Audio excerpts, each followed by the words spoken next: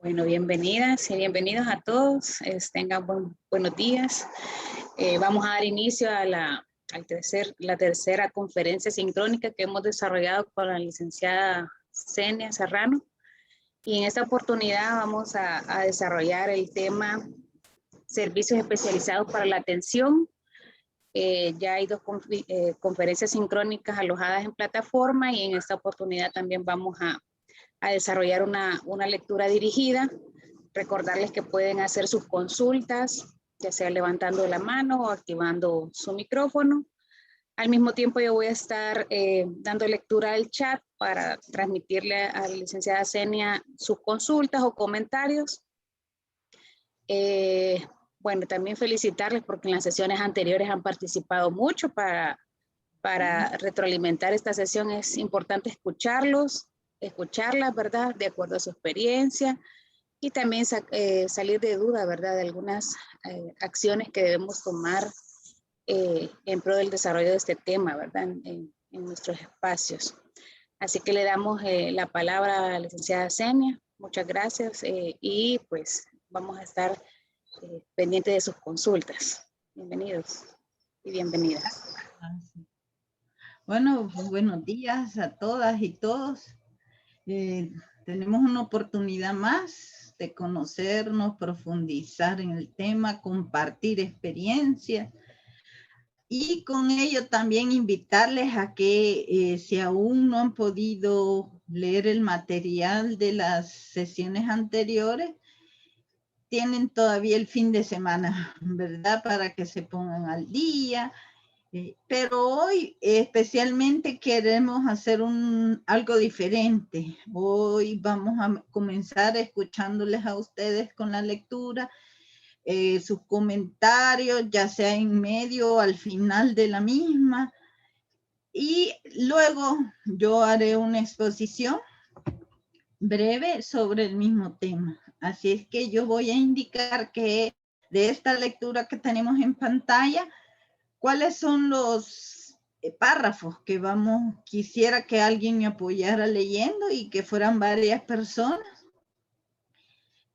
Porque no se va a leer todo, son 10 páginas y queremos puntualizar aquellos que nos van a servir para la sesión que sigue, como también para el estudio de caso que vamos a hacer al final de esta sesión. Entonces, si no hay preguntas, comentarios, podemos pasar a hacer la lectura. Ustedes me dirán, ¿tienen comentarios, preguntas, dudas de lo anterior?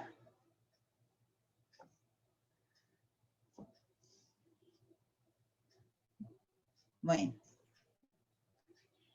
Como se indica allí en la lectura, vamos a asignar o alguien que voluntariamente levante su mano o abre el micrófono puede perfectamente leer el párrafo que voy a indicar y está sombreado especialmente de negro.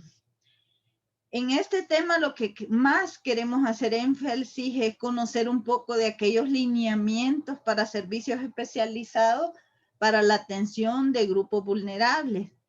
Pero lo vamos a hacer con énfasis en migración porque este tema está siendo ahorita como uno de los temas más controversiales, más estudiados, que más instrumentos está sacando, dado el flujo de la migración y también porque en toda la región del Triángulo Norte y Sur de América, perdón, de México, hay una serie de problemáticas en cuanto a la atención especial de lo que es la niñez y la población LGBTI. Ustedes saben y si han tenido oportunidad de ver las noticias, que incluso la gravedad que se está presentando, que hay mucha niña y niño, adolescente, que están migrando e incluso no van acompañados de ninguna persona adulta. Lo que les hace todavía mucho más vulnerables a que se les violenten una serie de derechos. Hoy miraba yo una noticia del presidente de los Estados Unidos que dice que en las fronteras donde están estos niños y niños, y hablaba con énfasis en la niñez, se les están violentando muchos derechos, en especial, decía, aquellos que no van acompañados por personas adultas. Hoy vean, todavía si la población LGBTI que es más asediada y todavía que hay mucho odio hacia este tipo de personas, ¿cómo no también se le va a afectar? En la lectura, si alguien ya tuvo la oportunidad pues, de leerla previamente, esto nos va a refrescar un poco la lectura. Primero se presenta un glosario en el que vamos a utilizar especialmente la sigla CDN, que es la Convención sobre los Derechos del Niño, la Corte IDH, Corte Interamericana de Derechos Humanos, CRC, que en las siglas en inglés, en español es Comité de los Derechos del Niño, CRM, Conferencia Regional sobre Migración, y esta que ya la conocen, NNA, Niñas, Niños y Adolescentes.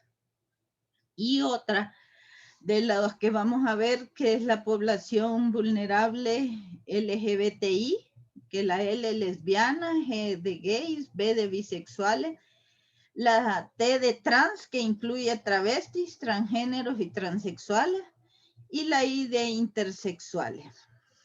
Como les decía anteriormente, lo vamos a hacer con énfasis en la migración, porque puede haber una serie de problemáticas que también se estén abordando a nivel de estos grupos, pero uno de los que para mí está haciendo un esfuerzo aún mayor, que se están dando lineamientos más claros, que se están emitiendo una serie de instrumentos a favor de esta población, es en migración. Y nuestro país no se queda atrás y sabemos que es una problemática real en estos días y que todavía se ha incrementado aún más con lo de la pandemia, ¿verdad? Una vez pasó, durante la pandemia, se registraron menos fuentes o que hubieron también movilizaciones entre los países, pero una vez se abrieron muchos de los países fronteras, servicios, la problemática se incrementó y se ha visto todavía aumentada mucho más que antes de la pandemia. Entonces, por eso vamos a tomar como ejemplo el enfoque de la migración en la población de niñez y adolescentes y población LGTBI, ¿verdad? Quisiera que alguien, por favor, me leyera la parte de estos dos párrafos que continúan.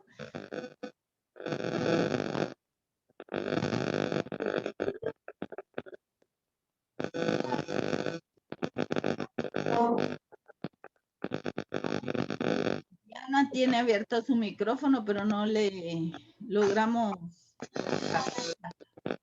Creo que hay problemas de señal. ¿Alguien más que pudiera leerlo, por favor? Vamos a tomar en cuenta la participación, así es que les invitamos a que lo hagan. Voy a leer yo. Gracias. Okay. Esta migración no es un fenómeno nuevo en la región, y mucho menos un tema nuevo dentro de la CRM. Sin embargo, en recientes años ha cobrado progresivamente mayor visibilidad y atención por parte de las instituciones gubernamentales, organismos internacionales y organizaciones de la sociedad civil, por los riesgos que enfrentan estas personas durante la migración, así como el incremento reciente en el número de estos migrantes. Como resultado, la situación de niñas, niños y adolescentes en el contexto de los flujos migratorios en la región ha sido incluida por los países miembros en las agendas de la CRM desde sus inicios, como parte de su plan de acción. Durante la 8ª reunión de la conferencia en 2016, el tema fue consolidado y los países miembros comenzaron a trabajar de manera más profunda a través de diversas reuniones, talleres, seminarios y sobre todo de la elaboración de los primeros mecanismos de respuesta de carácter regional para garantizar una verdadera protección y atención integral a la niñez y adolescencia migrante en la región, mostrando una vez más que la conferencia es un proceso a través del cual los países miembros pueden responder efectiva y colectivamente ante los retos y nuevas dinámicas de la migración de una forma articulada y eficaz, pero, sobre todo, bajo una sola visión regional. Gracias, Además, José. ¿sigo? Sí. Además, en el caso de la población LGBTI, existen aún mayores retos que se enfrentan en distintos países para el conocimiento de derechos, como el derecho a la no discriminación por razones de orientación sexual e identidad de género. Gracias, José Daniel. ¿A la orden? Vean, entonces lo que les confirmo con esto es que realmente se está haciendo un gran esfuerzo a nivel regional que abarca obviamente el Triángulo Norte y Sur de México porque es de donde más hay movimiento o flujo migratorio. Sí hay también de Nicaragua, pero lo que se está viendo es de que Nicaragua va hacia el sur, ¿verdad? Hacia Costa Rica, Panamá, etcétera. Entonces, el que nosotros estamos viendo es el que incluye a El Salvador, que corresponde al Triángulo Norte y Sur de México, que es hacia donde se dirige esta población generalmente.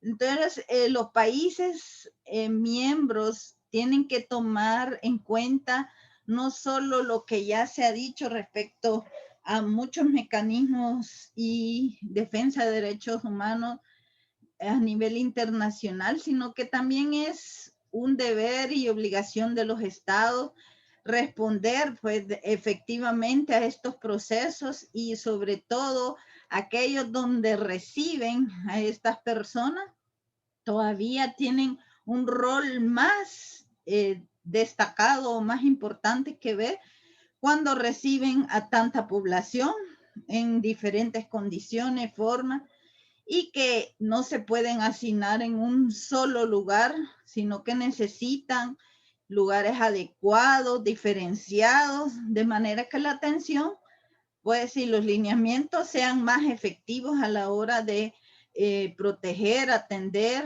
a esta población en cuanto a sus derechos y que no se vean vulnerados.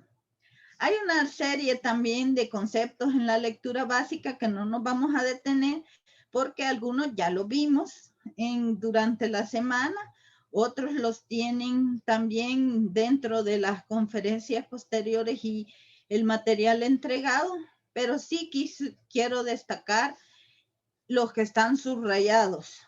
¿Alguien más que nos ayude con los dos primeros conceptos básicos subrayados? Yo, licenciada, yo me lo voy a leer. Adelante. Niñas, niños y adolescentes.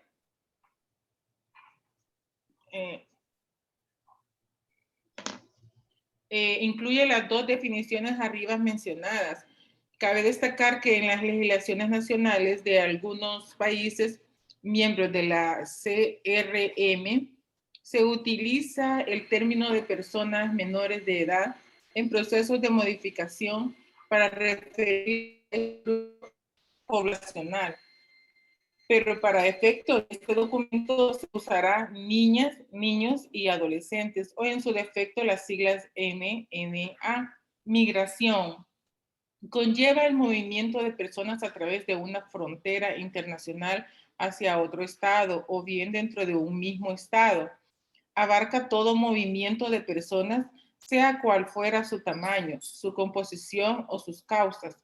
Incluye migración de personas refugiadas, personas desplazadas, personas desarraigadas, migrantes económicos. La migración interna consiste en movimiento temporal o permanente de personas de una región a otra en un mismo país, con el propósito de establecer una nueva residencia, mientras que la migración internacional ocurre cuando atraviesa una frontera internacional. Para efecto de este documento, Cuando se habla de migración, se está haciendo referencia a la migración internacional. Gracias, Ana Silvia. A la orden. Vean, una de las cosas que debemos destacar es que ya el término menores de edad está siendo descartado porque se considera que se hace ver mejor sus derechos si mencionamos niñas, niños, adolescentes, porque la palabra menores de edad pues no queda claro a quiénes encierra especialmente.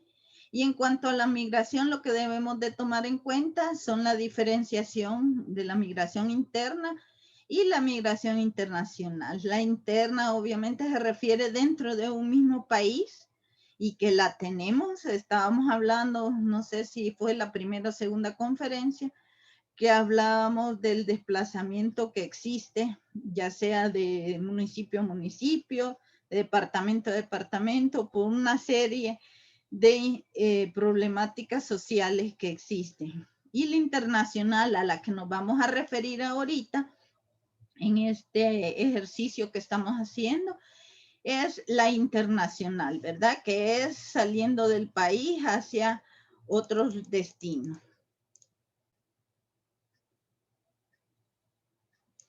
Vamos a ver que el migrante es a que cualquier persona que está en movimiento o se ha movido a través de una frontera internacional, o también le llamamos aquí, sí, el interior de un estado, lejos de su lugar de residencia habitualmente, indiferentemente de 4 cosas: del estatus legal de la persona, o si su movimiento es voluntario o involuntario, cuáles son las causas de ese movimiento y cuál es el tiempo de estadía en los lugares que va a residir.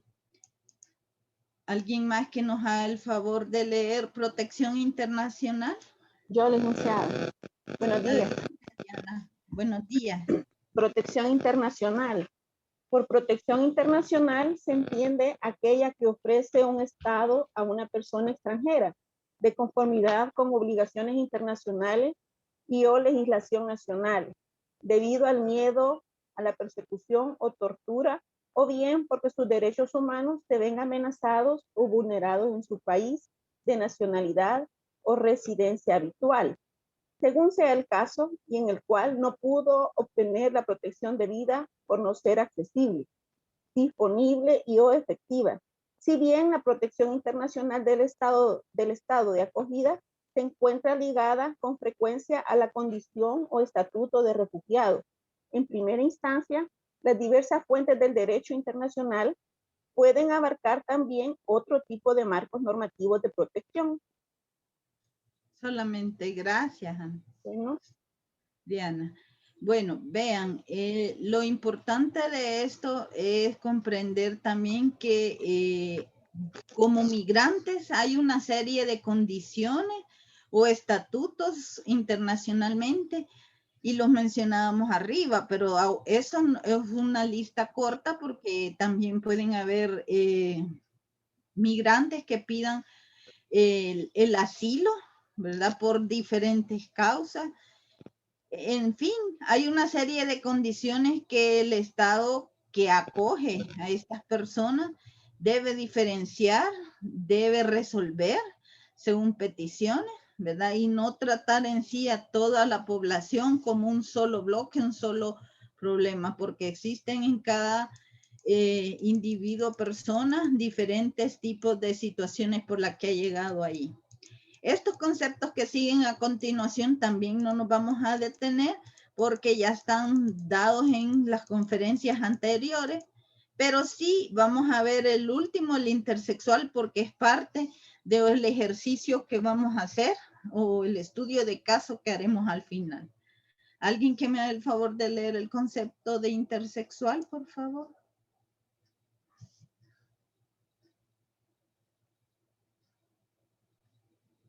Habemos 18 personas, así es que tenemos bastantes para participar. Intersexual es la persona que nace con ambos órganos genitales. Por lo general se les ha denominado con la figura mitológica del hermafrodita. Sin embargo, hoy en día se ha reconocido que el término técnico corresponde a intersexual. Según la Comisión Interamericana de Derechos Humanos, orientación sexual, identidad de género y expresión de género. Algunos términos y estándares relevantes en el 2012. Es importante aclarar que se promueve evitar el uso de término homosexual debido a la connotación clínica o psicológica que históricamente el término encierra, pues era considerada una enfermedad. 3 cosas. Gracias, Silvia. 3 cosas a tomar en cuenta. Uno es que ya no podemos llamarles hermafroditas como se conocía antes o se les asignó ese término. Tampoco el término homosexual, ¿verdad? Ya no es correcto. Y lo que aclarábamos en la segunda conferencia, que esto no es una enfermedad. Así es que teniendo claras esas premisas, podemos ver un poco, desarrollar qué es lo que se toma en cuenta a la hora de realizar lineamientos o servicios especializados para atender a la población migrante, especialmente en lo que se refiere a los grupos vulnerables de niñez, adolescencia y población LGBTI. Entonces, los principios básicos, hay que los vimos también en conferencias anteriores, es que la niñez se toman en cuenta ciertos principios básicos que obviamente no los encontramos en otro grupo vulnerable. Uno de ellos es pues el interés superior del niño, que está ya en la Convención de Derechos Humanos de la Niñez, o del niño como se le llama legalmente. Y también vimos que hay 29 principios que se generan con el documento emitido en Yakarta para la población LGBTI y que todos estos principios básicos permiten hacer o delinear esas funciones que debería tener las personas que trabajan dentro de migración en cuenta a la hora de el tratamiento, la protección, la atención a estos grupos que se encuentran todavía en condiciones más vulnerables que si fueran otros grupos que llevan ya mucho tiempo en esta situación. Por ejemplo, los hombres no es un grupo considerado vulnerable porque ya sabemos por razones históricas y nuestro estudio que pues son los que llevan, como decimos, el sartén por el mango, ¿verdad? Pero andamos buscando que se equiparen esos derechos y protecciones, atenciones, para que toda la población, especialmente la vulnerable, encuentre ese respeto en cuanto a las personas que ejercen o deberían de ejercer la protección. ¿Alguien más que nos quiera continuar la lectura, por favor? Aprovechando Araceli. Solo una consulta, licenciada Senia. Silvia Areva lo dice en el chat. ¿De qué edad se toma en cuenta como adolescente? Arriba de los 12 años y menores de 18 años. Muy bien, gracias.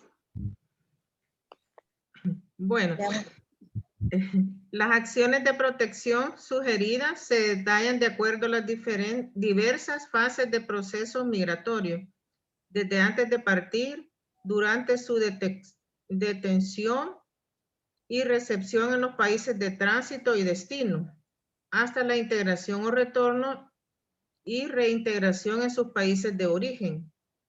Y contempla además una serie de indicadores de identificación de vulnerabilidades.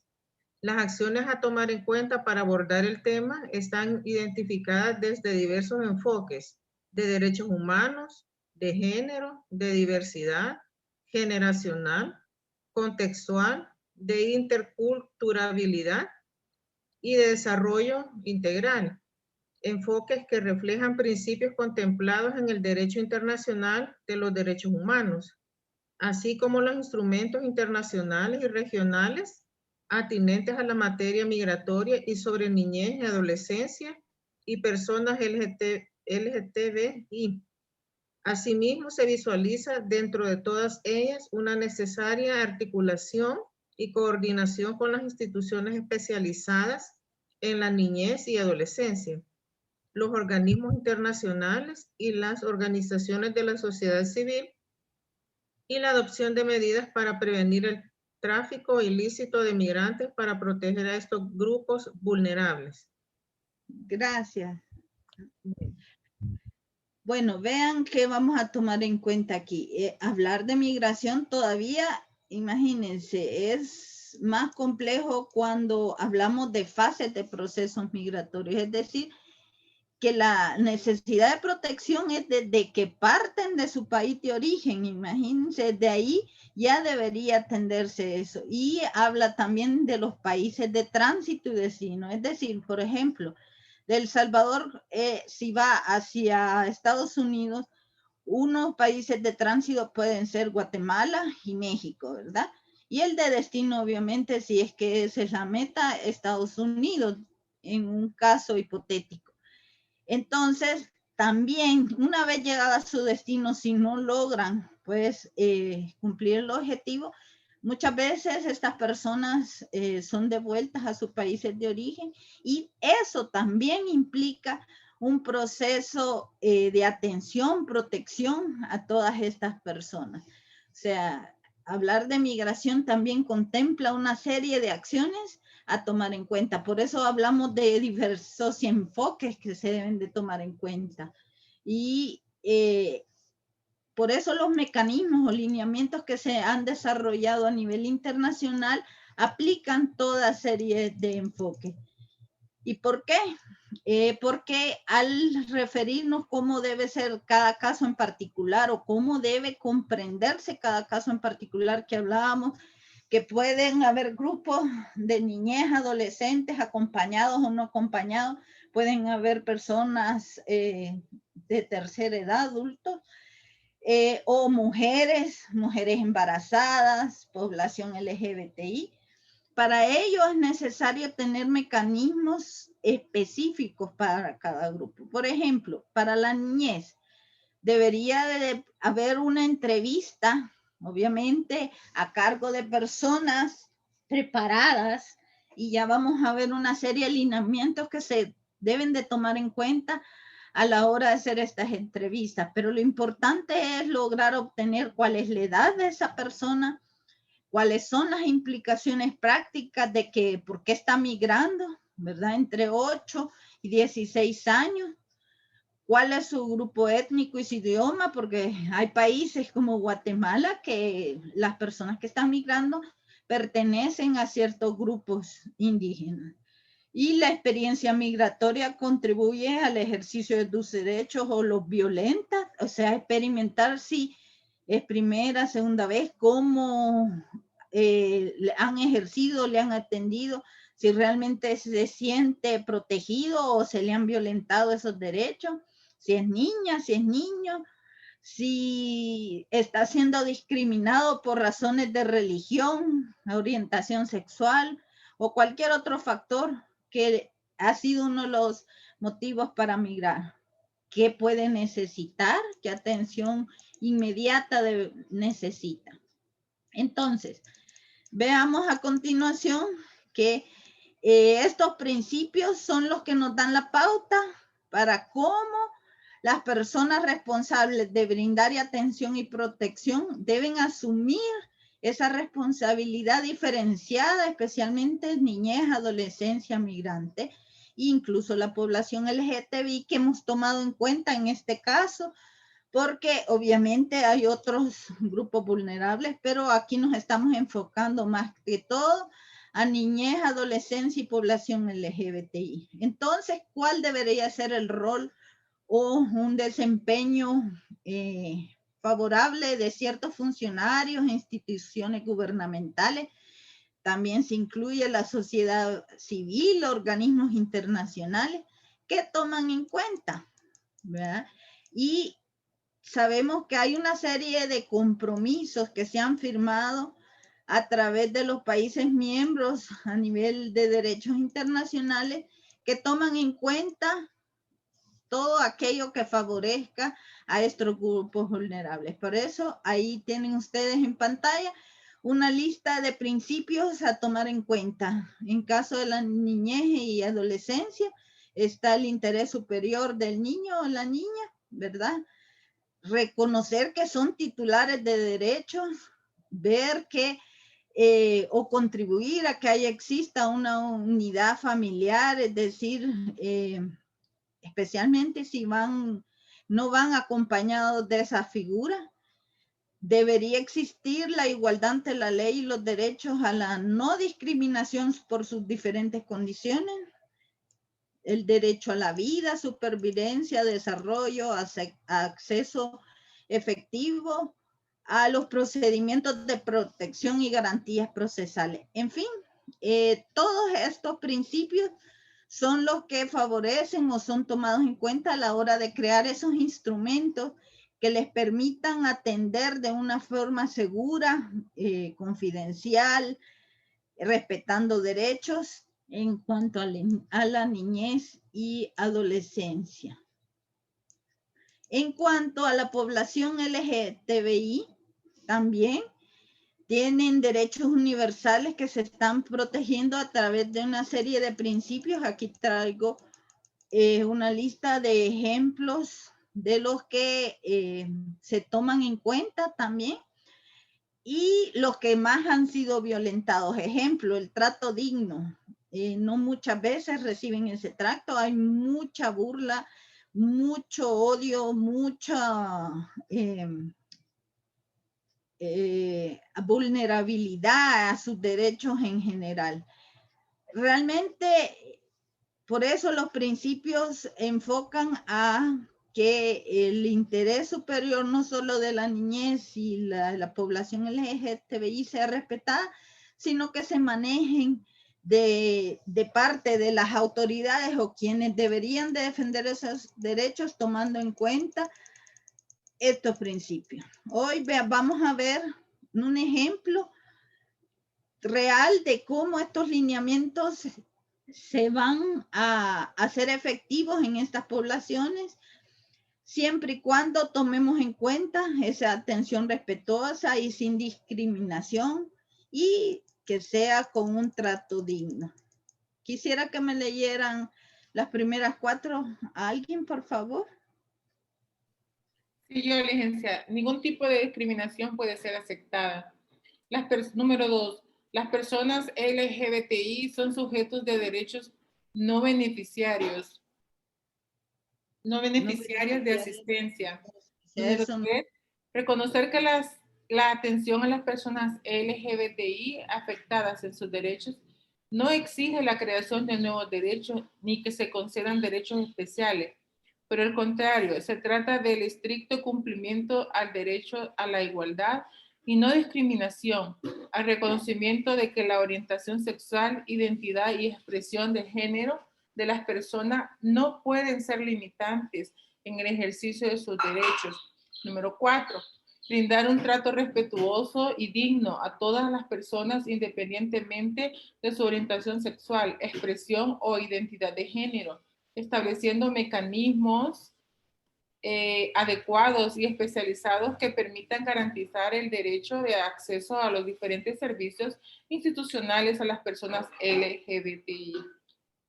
Y número 5, ¿quiere la 5 también? Sí, continúe. Número 5, reconocer que la atención especializada requiere de capacidades técnicas y humanas, libre de discriminación por orientación sexual, expresión e identidad de género, y está encaminada a contribuir a la protección y defensa de los derechos de las personas LGBTI. Gracias.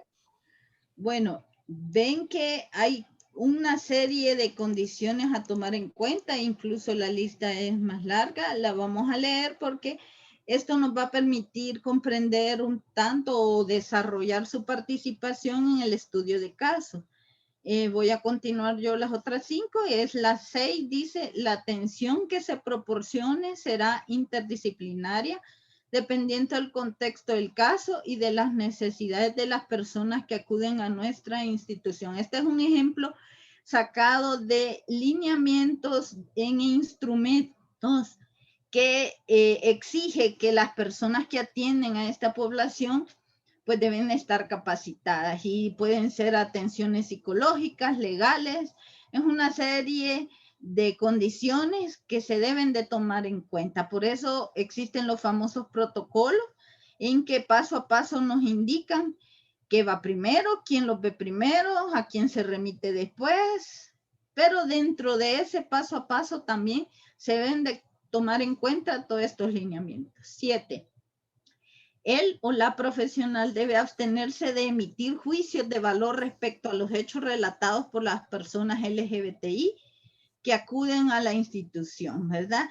Muchas veces nuestra condición humana también nos hace ser muy críticas o críticos porque no pensamos, no estamos en concordancia con este tipo de población, pero cuando ejercemos una función, tenemos un cargo dentro de la administración pública en la que nos va a tocar atender a esta población, obviamente todos esos prejuicios deberían de desaparecer.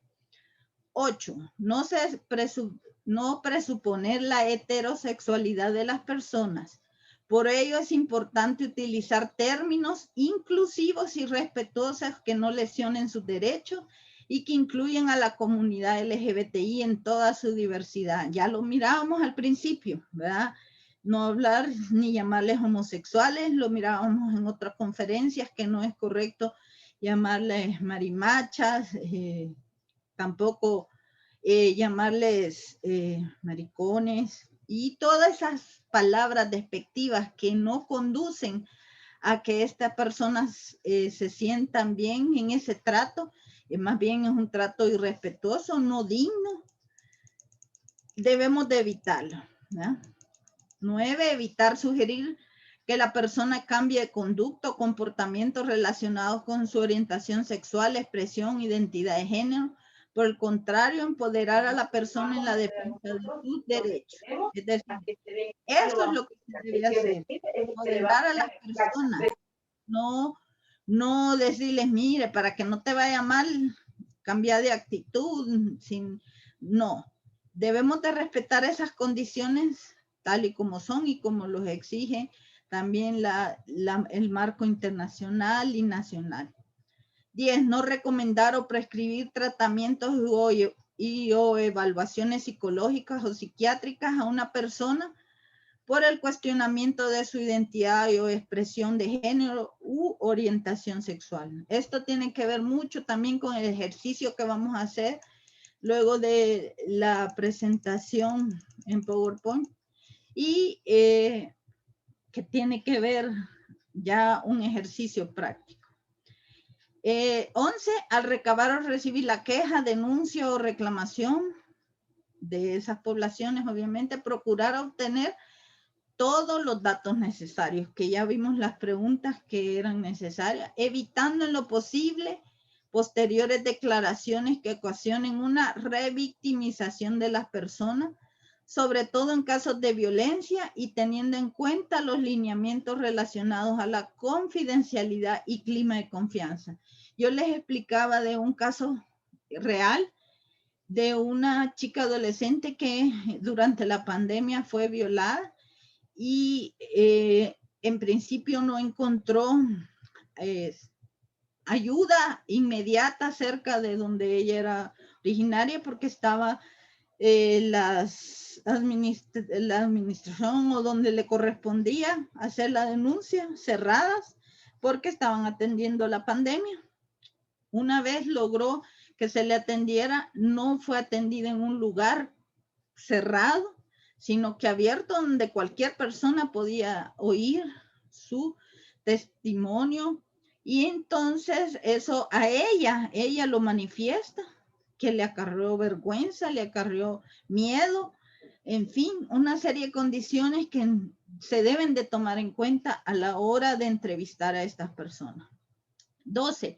La institución debe atender y aceptar solicitud de las personas de ser atendida por otro funcionario o funcionaria en caso de sentirse discriminada. Es decir, por ejemplo, esta chica la atendió un hombre. Muchas veces lo que buscan es que identificarse con otra mujer que se pueda comprender un poco mejor su situación. 13. Se habrá de respetar la autonomía de las personas en lo que se refiere a la facultad de adoptar decisiones, asumiendo la responsabilidad de esta y respetando la autonomía de los demás. Para las personas que carecen de capacidad de ejercer su autonomía, se tomarán las medidas especiales para proteger sus derechos e intereses. Este es el caso de los menores, las personas niñez y adolescencia. Aquí también se listan una serie de lineamientos de servicios especializados que se proponen para que a la hora de realizar entrevistas por esta población se crea un clima de confianza. Vamos a ver rápidamente algunas. ¿Alguien me ayuda, por favor, por las primeras 4? No las vamos a ver todas en razón del tiempo. ¿Yo puedo leer? Sí, claro, adelante. Otros lineamientos de atención de servicios especializados propuestos en relación a las formas de identificación, clima de confianza son: preguntar a la persona cuál es el nombre con el que quiere ser atendido y referirse siempre a la persona de acuerdo con el género expresado. Llamar a la persona por su apellido en caso de no tener seguridad si el nombre que figura en los registros es el que utiliza y no es posible preguntar por el nombre, reconociendo siempre su derecho a la autoidentificación libre. Respetar los términos gay, lesbiana, bisexual, trans e intersexual u otro si la persona que acude al servicio de atención se identifica como tal. Nadie tiene la obligación de revelar su orientación sexual o identidad de género. Ámbito de la vida privada, no se debe preguntar sobre estos temas, pues de ninguna forma es un requisito para la atención. Obviamente estos ejemplos, estos lineamientos que estamos leyendo, gracias Marcela, se refieren al caso de la población LGBTI. Y hay una serie de situaciones también y de lineamientos que es importante tomar en cuenta, no solo a la hora de aplicar un protocolo, como les decía, porque muchas veces se capacita o se tiene un instrumento de un protocolo paso a paso, pero se olvidan esta serie de cosas prácticas que a la hora de atender a esta población se deberían de tomar en cuenta, ¿verdad? Vamos a ver. Ustedes van a poder leer la lectura completa más adelante, o si ya lo hicieron, qué bien, ¿verdad? Pero estos lineamientos los hemos hecho visualizar especialmente por la población LGBTI, que muchas veces no hay manera o las personas no saben cómo dirigirse o tratarlas, especialmente si están viendo a una persona trans y esa es una diferenciación que debemos de conocer también cuando es una mujer trans, un hombre trans. La diferenciación, porque si va obviamente, si es una mujer trans, se refiere a que es nacido como hombre, pero se viste como mujer. En ese caso, si lo están viendo vestido de mujer, aunque le reconozcan que obviamente es un hombre, la persona que se les atienda debería de preguntarle, ¿cómo te gusta que te llamen? Entonces, allí esta persona va a manifestar, aunque no coincida muchas veces con el documento legal que se tiene a la vista, pero son aspectos que parecieran sin importancia, pero para este tipo de población sí es importante, ¿verdad? Entonces, el respeto, como hay una frase famosa de un mexicano, el respeto al derecho ajeno es la paz. Así deberíamos pues considerar que cada persona tiene sus libertades, derechos y no por eso encasillar lo que no es general o con lo que nosotros conocemos como generalidades, ¿verdad? También, si no hay certeza de qué orientación sexual, aunque estemos viendo a una persona amanerada o que no ha manifestado cuál es su orientación, pues con mucho respeto hay que tener claves para poder no herir ni violentar susceptibilidades. Para eso viene la entrevista, que repito, debe ser personas muy capaces, muy especializadas, muy sensibilizadas sobre todo, porque personas que no comprenden o no han estudiado a fondo estos temas realmente pueden cometer lo que llamamos la revictimización. Hay que tener un tacto especial, ojo, a identificar casos de violencia, especialmente con la delincuencia o el crimen organizado relacionado a la prostitución forzada. Ustedes esto quizás no lo han escuchado, sí, dentro de los que trabajan ya en la administración pública, que esto se está poniendo mucho también ahorita en la mesa, lo de la prostitución forzada, y se refiere más bien a las chicas que están siendo obligadas a ser novias o mujeres de ciertos grupos delincuenciales. La trata de personas, ¿verdad? Cuando ya implica un proceso más complejo, que es otro tema totalmente independiente a esto. Y finalmente, pues vamos a ver que en ambos grupos, tanto la niñez, adolescencia como la población LGBTI, esta atención especializada debe incluir espacios inclusivos, ¿verdad? Que se sientan las personas seguras, bienvenidas, que reciban la atención y protección que necesitan. Yo escuché hace poco que, por ejemplo, en las fronteras, cierta población LGBTI estaba pidiendo baños separados, es decir, que fueran especialmente para la población LGBTI, porque si iban al de mujeres no eran bienvenidos, especialmente las mujeres trans. Si iban al de hombres, obviamente tenían problemas también ahí. Y en fin, por eso estaban pidiendo que se les separara o se les destinara solo para la población LGBTI. El Salvador también está haciendo su esfuerzo. Ya hay ejemplos puntuales que ven ustedes en el cuadro de que instituciones públicas ya cuentan con mecanismos e instrumentos para tratar a esta población y en qué aspectos se está tratando. Ya también lo habíamos comentado en conferencias anteriores. Por ejemplo, la Fiscalía General de la República ya cuenta con un protocolo especial para la niñez y adolescencia, e incluso hay espacios que ustedes si entran en la Fiscalía, hay fotos de los espacios que se han adecuado, y este es muy reciente, 2019, para la atención a esta población, ¿verdad? Hay ludoteca, hay muchos juegos, hay un espacio donde la psicóloga o psicólogo trata a la niñez, en fin. Ustedes pueden encontrar, y si quieren indagar más, ahí tienen una serie de ejemplos a nivel nacional de los avances que se llevan en esta materia, a pesar de que no contamos con una ley suficiente que sancione estos problemas.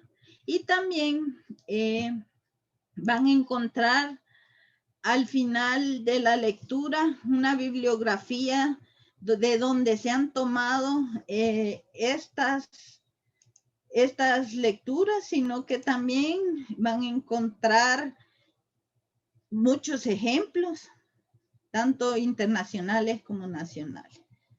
Con ello finalizamos la primera parte. Vamos a iniciar ahorita una exposición del tema con ejercicio práctico puntual sobre tanto la conferencia como la lectura. ¿Hay alguna duda hasta aquí? Yo, licenciada Celia, solo quería agregar un poco más de lo que estaba comentando con relación a los avances que Fiscalía ha hecho, ¿verdad? Con relación al tema. Sí. Fíjese que Fiscalía también tenemos lo que es la Cámara GESEL, ¿verdad? Después que se creó la ley de la Lepina y la ley de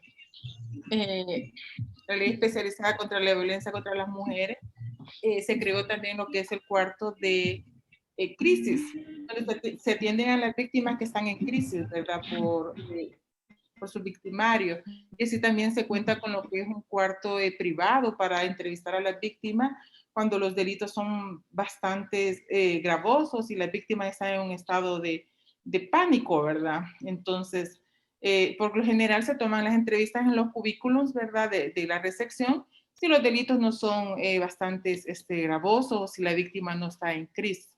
Pero si la víctima presenta proceso de crisis o si realmente amerita, ¿verdad?, que la entrevista sea tomada en un ámbito más privado, entonces se tiene lo que es ese cuarto privado donde solamente a puerta cerrada entrevista a la fiscal, la víctima y la psicóloga. Excelente. Y también tenemos lo que es la Cámara GESEL, ¿verdad?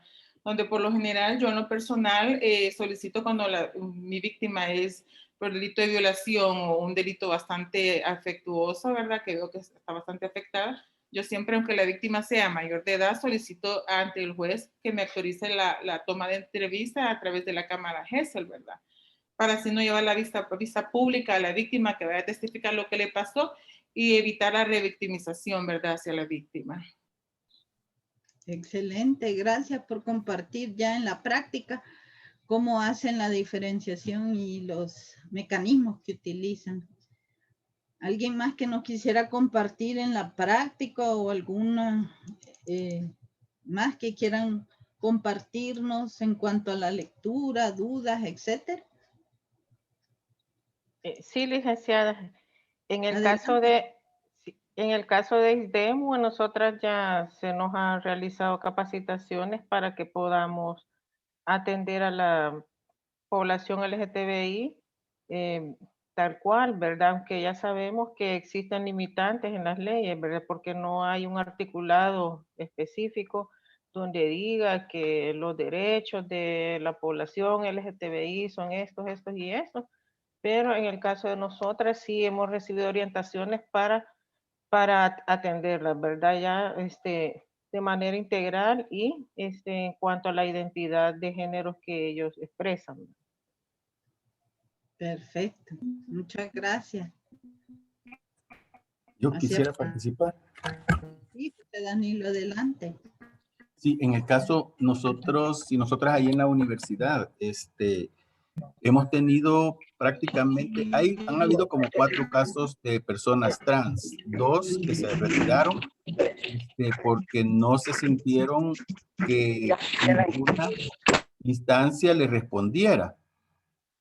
Pero tengo otros 2 casos en los cuales el problema es que hasta que yo asumo la dirección del centro, empezamos a atender a la comunidad LGBTI así más abiertamente.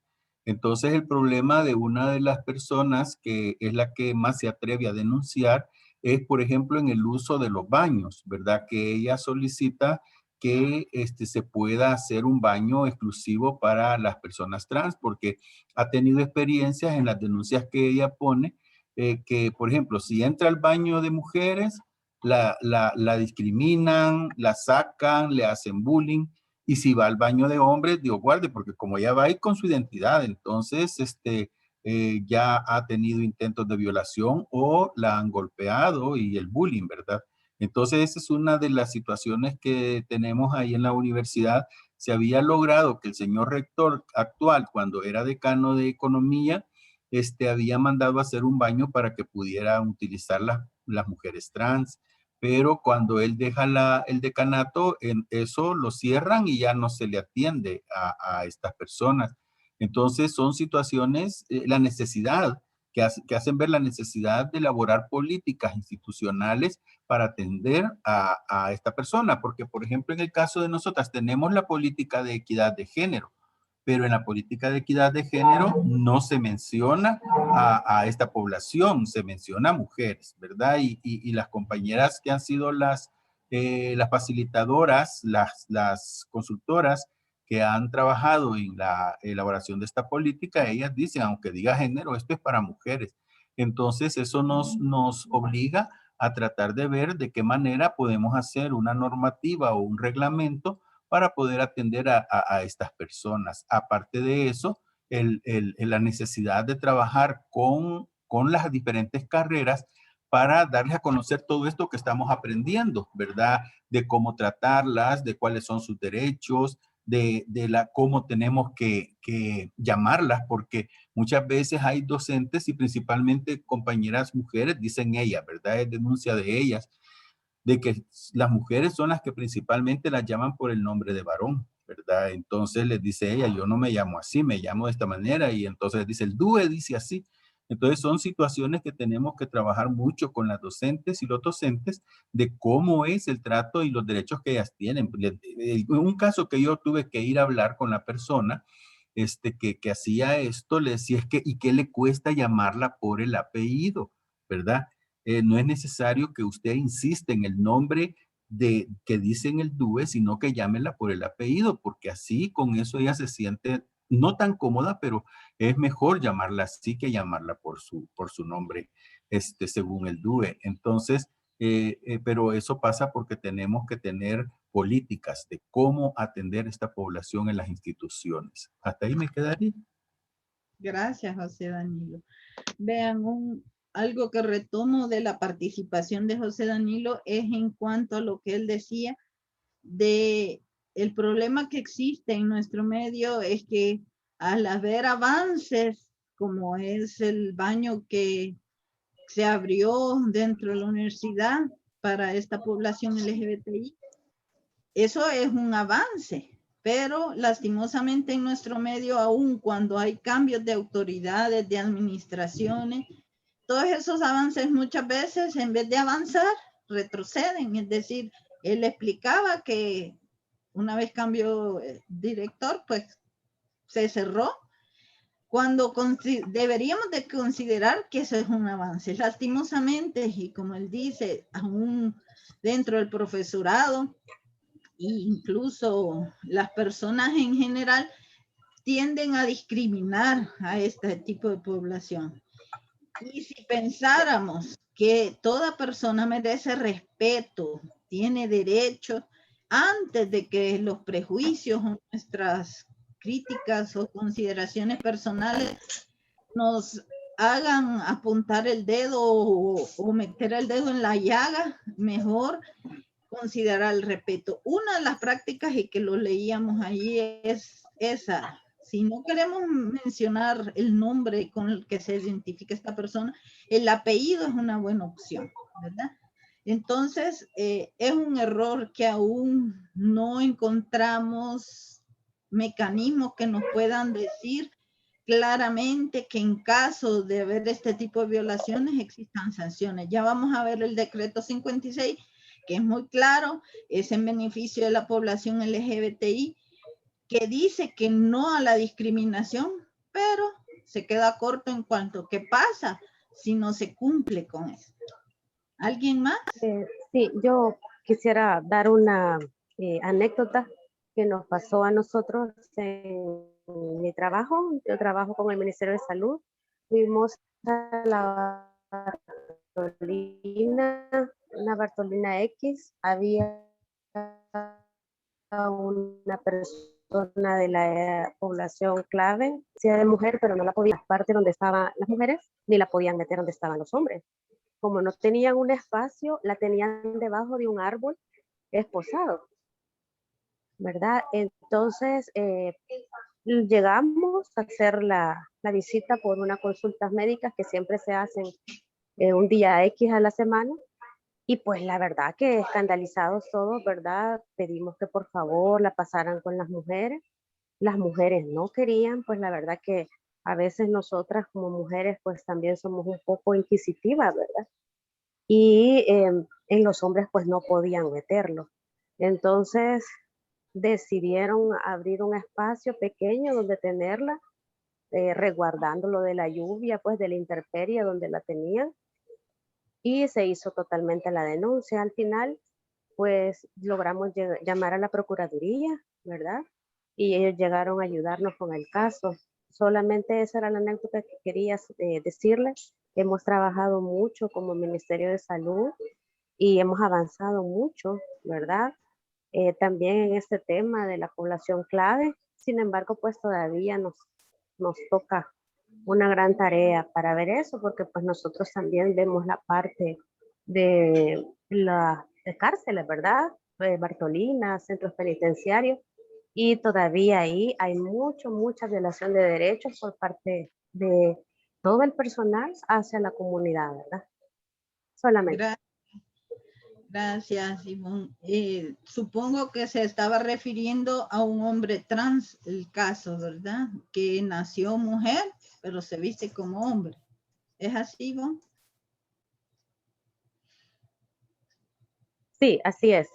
Era un hombre trans que estaba totalmente, o sea, usted miraba a una mujer totalmente, pero era un hombre trans y por eso no lo podían poner a él en ningún lado. O sea, la policía todavía no tenía en ese tiempo, porque fue hace un par de años, la capacidad, y creo que no había tenido ni siquiera ninguna inducción sobre el tema.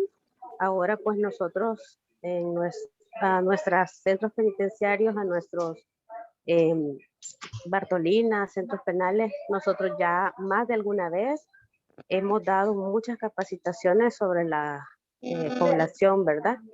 Así que creeríamos nosotros que pues, hemos avanzado mucho. Excelente, gracias, Ivonne. Heidi, ¿quiere participar? Veo su manita ahí. Sí, hola, buen día. Fíjese que, bueno, quizás contar una experiencia también y a la vez pedir como la orientación correspondiente. Yo trabajo en el juzgado de niñez y en una ocasión entramos con una compañera en un dilema porque nosotras, bueno, hacemos procesos de investigación y evaluación diagnóstica. Y obviamente el producto de ello es un informe que se le entrega a la jueza. En una ocasión recuerdo que la compañera me decía que había entrevistado a un hombre trans y ella me decía cómo lo digo en el informe, en el contenido, y porque también, digamos, como la portada de ese informe es como la generalidad de los datos generales de la persona. Entonces ahí se pone la categoría, ¿verdad?, de género. Pero me dice, ¿cómo le pongo? Me dice, en el nombre va el nombre de una persona, de hombre. Pero en el género, no sé, me dice, le pongo femenino porque así se identifica, o sea. Y entramos en ese dilema y le digo yo, fíjate que realmente es bien complicado, pareciera que es una decisión bien fácil, pero no lo es, porque que no sabemos si realmente lo estamos estigmatizando, si desde ahí estamos discriminando, poniéndole una categoría, o no, vamos a generar confusión. Nosotras lo podemos comprender, pero no sabemos si la receptora lo va a comprender de esa forma.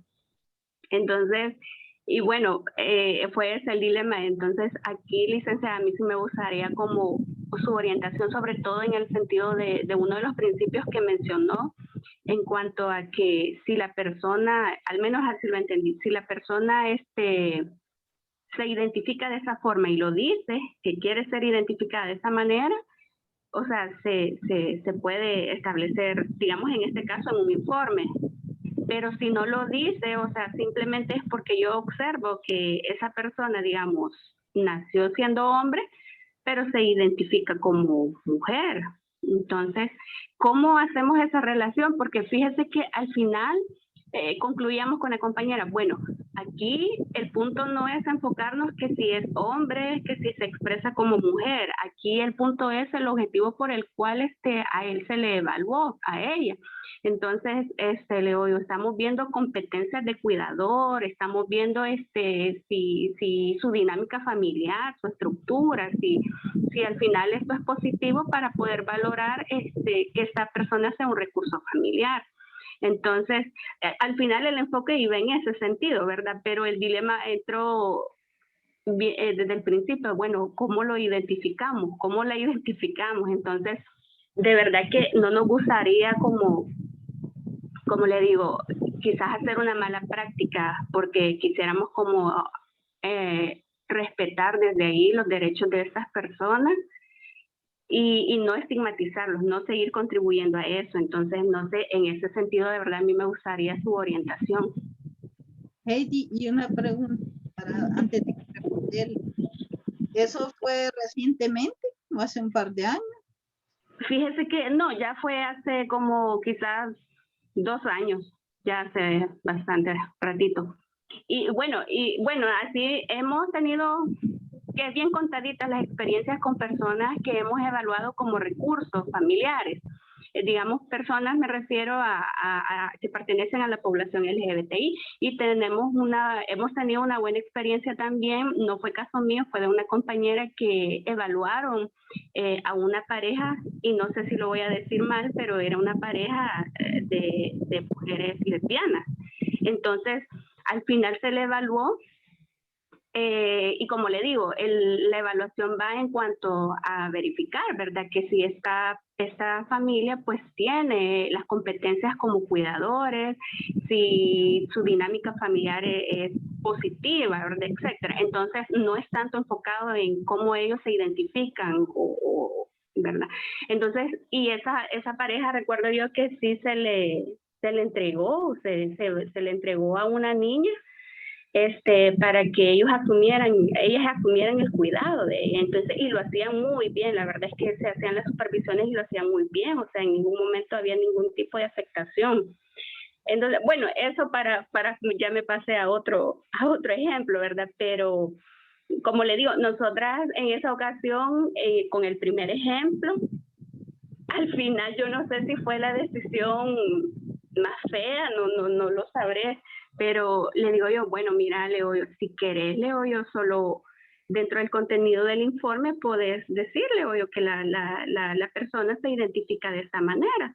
Y allí lo demás, pues, o sea, no es un extraterrestre, pues, al que estás evaluando. Entonces, y que eso, pues, al final no está afectando. O sea, si al final tu conclusión es que no afecta o que tiene competencias como cuidador, no vería yo en qué afecta su expresión, Leo. Entonces, pero no sé, como le digo, ahí la orientación de usted será quizás lo mejor. Bueno, de mi experiencia le puedo decir y respondo un poco parte de su inquietud. Y comienzo diciendo que lastimosamente muchas veces nuestra administración pública tiene unos informes muy cerrados, es decir, incluso si ustedes han participado en una serie de capacitaciones, les hacen firmar un listado, por ponerles un ejemplo, donde aparece, en unos aparece sexo, en otros dice género, ¿verdad? Entonces, muchas veces encasillamos esos dos lineamientos cuando hay alguien que no se puede identificar porque no encierra su preferencia sexual. Pero como comprendo un poco que no podemos también en un informe, yo lo veo más factible que en un listado que se va a firmar. Pero ya los informes deberían de considerar, y ahí vemos entonces la primera violación a estos derechos de esta población, que se discrimina dentro de este tipo de informes y son cerrados. Debería de abrirse un poco esto y no encasillar un informe a tales rubros nada más. Yo realmente entendí que era un hombre trans, es decir, nació como mujer, pero su preferencia o su comportamiento era de un hombre trans. Lo que aquí vimos hace 2 días, vimos un cuadrito que explicaba muy bien este tipo de situación. Cuando mirábamos a los cisgéneros, que pueden revisar ustedes en la presentación anterior, la conferencia anterior, y quienes están fuera de la población cisgénero, y se refería a las personas trans, ¿verdad? Que salen todavía de toda esta denominación de bisexuales, lesbianas, gays. Es decir, todavía las personas trans es más complicada poderlas identificar o incluso incorporar dentro de un informe. Lo correcto era en algún espacio del informe hacer la aclaración de que lo correcto era hombre trans, aunque sabemos que era una mujer, nacida como mujer, pero esta persona se identificaba como hombre trans. Hacer la aclaración para que quien lea ese informe no solo aprenda a utilizar los conceptos adecuadamente, sino que incluso describir lo que significa ese concepto. Así lo hubiera aclarado yo dentro de cualquier parte del informe, pero obviamente a veces los lineamientos que se dan institucionalmente son muy cerrados. Cuando aprendamos o existan mecanismos que se incluyan a este tipo de población, hemos de hablar que ya dimos un paso más allá en cuanto a los derechos y atención y protección de esta población. Bueno, por razón del tiempo vamos a terminar aquí lo que es la participación de la lectura anterior y vamos a dar paso al tema de servicios especializados de atención a migrantes con protección y atención a la niñez y población LGBTI. Esto, al final hay una práctica que haremos que incluye no solo la lectura anterior, sino que también lo que veamos en esta parte. Entonces, manera práctica, ¿qué son esos servicios especializados para atender y proteger? Obviamente estamos enfocados ahorita en lo que es la población niñez, adolescencia y población LGTBI. Habla entonces internacionalmente, se ha buscado que un concepto que abarque todo eso y es un conjunto de servicios de atención inmediata, especializada e integral que se deben brindar a grupos vulnerables que enfrenten violación a sus derechos humanos basadas en género para que reciban la atención psicológica, social, salud, jurídica y requieren para el restablecimiento de sus derechos. Ustedes ya dieron una serie de ejemplos de lo que dentro de sus respectivas instituciones se están haciendo. Sin embargo, todavía hay muchas instituciones que no cuentan con esos mecanismos. Entonces el Estado debe procurar que toda institución sus servicios deberían de incluir mecanismos para proteger y atender a estos grupos vulnerables, especialmente en casos en que se les va a dar una atención psicológica, social, jurídica, que son como las más comunes dentro de los mismos protocolos de atención, ¿verdad? Y sin olvidar que hay una serie de principios ya establecidos que debemos de tomar en cuenta. ¿Cómo podemos clasificar de manera general estos servicios de atención? Pues hay sociales, que incluyen muchas veces aspectos como la familiar, el estado familiar, incluso educación, pueden ser vistos dentro de este tipo de atención. El psicológica, atención grupal también, atención jurídica, intervención y formación y sensibilización en estos grupos o poblaciones porque deberían de conocer y que muchas veces no conocen sus derechos ni deberes respecto de lo que es la norma internacional. Deberían de conocer o por lo menos las instituciones deberían de orientarles a que ¿qué es esa atención que deberían de recibir de manera especial? Veamos qué comprende esa atención social. Yo les decía que es una serie de aspectos fundamentales como es la familia. O sea, muchas veces ese es uno de los motivos de discriminación principal, que dentro del seno familiar, en el caso de la población LGBTI, no se les acepta como tal, se ven afectados, muchas veces se les echan de sus casas, por sus mismas condiciones tampoco pueden accesar a un trabajo formal. Entonces hay una serie de situaciones sociales que sí les afectan y el Estado pues debería buscar un mecanismo, y por eso la importancia de contar con una institución, una unidad que pueda dedicarse especialmente a esta población. Otra es la atención psicológica, ¿verdad? Que tiene que ver mucho orientarles en cuanto a las situaciones o recursos individuales, familiares, tratarles para que se sientan que valen como personas, que se sientan que tienen derechos y que merecen respeto independientemente de su orientación sexual o condición de niñez. También existe la atención grupal, que muchas veces tiene que ver en situaciones de vida comunitaria, que los diferencia del nivel general.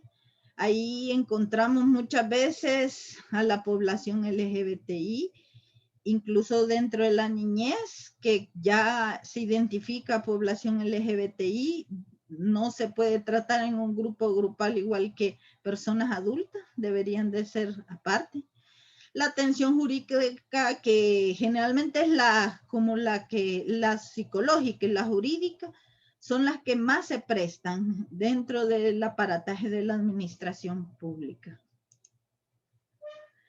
Veamos un ejemplo clave, clásico de este protocolo de protección y atención de niñez y adolescencia migrante salvadoreña, ¿verdad? Que establece como objetivo la ejecución de mecanismos internacionales o interinstitucionales para la protección de este grupo vulnerable. Parte de los mecanismos que vimos en la lectura tienen que ver o han sido extraídos de este documento. El Salvador, yo les explicaba que tiene en las sesiones anteriores un instrumento que aún está vigente, que se creó con la administración anterior, y es el decreto ejecutivo número 56, que lo emitió la Presidencia de la República en el año 2010, y que obviamente lo principal objetivo era la no discriminación dentro de la administración pública en cuanto a la atención y protección, y especialmente cuando se dan servicios, ¿verdad?, a la población en general. Lastimosamente también digo lastimosamente porque hay, como les repito, avances que muchas veces han retrocedido y tienen que ver mucho con la dinámica de los pensamientos o de las personas que están frente a ahora dentro de la administración pública, antes, en fin, lo que surge como avance debería continuar como avance. Les explicaba yo anteriormente que existía una Secretaría de Inclusión Social que no solo velaba por la niñez y la población LGBTI, sino que otro tipo de grupos vulnerables. Y pues hoy la ejerce el Ministerio de Cultura, y ya comentamos sobre ese tipo de situaciones. Pero dentro del decreto ejecutivo 56, que como les repito está vigente, han participado una serie de ministerios y direcciones en que tienen que ver mucho o tratan mucho con la población LGBTI, y el tema de migración. Ahí ustedes pueden ver, por ejemplo, está la migración, está la policía, está relaciones exteriores, seguridad, en fin, todas estas direcciones, ministerios, de alguna manera hicieron que se pudiera emitir este decreto 56. Ya hablamos de que actualmente es la Dirección de Género y Diversidad del Ministerio de Cultura la que se encarga de atender a la población. No habla ya de inclusión en general, sino que específicamente del tema de población LGBTI, que no era así cuando existía la Secretaría de Inclusión, sino que abarcaba una serie de otros grupos vulnerables. ¿Qué otros factores hacen que o modifican que los servicios especializados de atención cambien? Es decir, en vez de avanzar, a veces lo reprimimos o muchas veces también se extinguen, ¿verdad? Ahí ustedes tienen que hay una serie de políticas incluso, pero a niveles de ministerio en cuanto a la población LGBTI. Desapareció la Secretaría de Inclusión, ¿verdad? Pero se mantuvo el decreto ejecutivo número 56.